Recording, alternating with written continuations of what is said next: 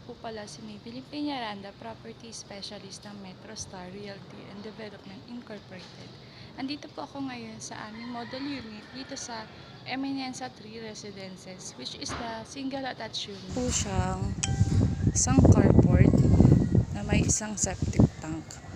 And then may nakaabang na rin po siyang faucet and the saksakan po. At dito naman po sa side na yan, meron po tayong makikitang unpaved area na kung saan pwede po tayo magtanim dyan, mag-garden. This is the main door with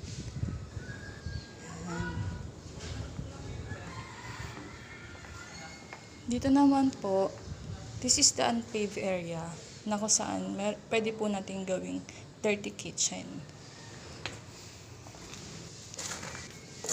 And then dito naman po meron po tayong laundry area